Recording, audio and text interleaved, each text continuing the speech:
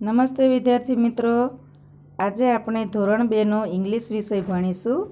તેમાં પાઠ 6 છે sounds of animals and birds, એટલે કે અહીં કેટલાક પ્રાણીઓ કે પક્ષીઓના અવાજોના નામ આપ્યા છે.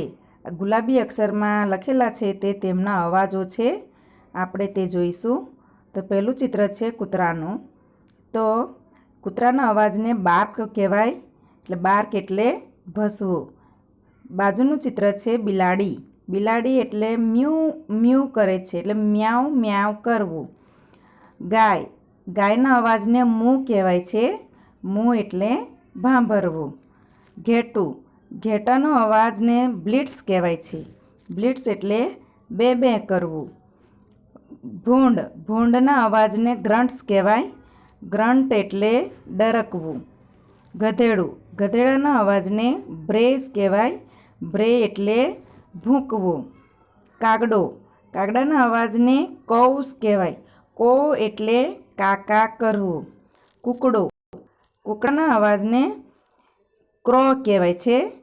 ક્રો એટલે કૂકડી કોક કરવું. બતક, બતકના અવાજને ક્વેક્સ કહેવાય છે. ક્વેક એટલે બતકનો અવાજ. મરઘી, મરઘીના અવાજને ક્લક્સ કહેવાય છે. ક્લક એટલે મરઘીનો અવાજ. કબૂતર, કબૂતરના અવાજને કૂસ કહેવાય છે. કૂ એટલે ઘૂ ઘૂ કરવું. સિંહ, સિંહના અવાજને રોઅર કહેવાય છે. રોઅર્સ એટલે ગર્જના કરવી. ઘોડો, ઘોડાના અવાજને નેઈ કહેવાય છે, એટલે કે નેઈ એટલે હણહણવું.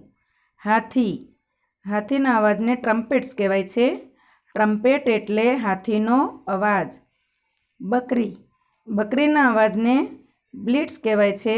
બ્લિટ એટલે બે બે કરવું. આમ આ ઉપરની એક લાઈન અને નીચેની એક લાઈન નોટબુકમાં આપણે લખવાનું છે અને પાકું કરવાનું છે.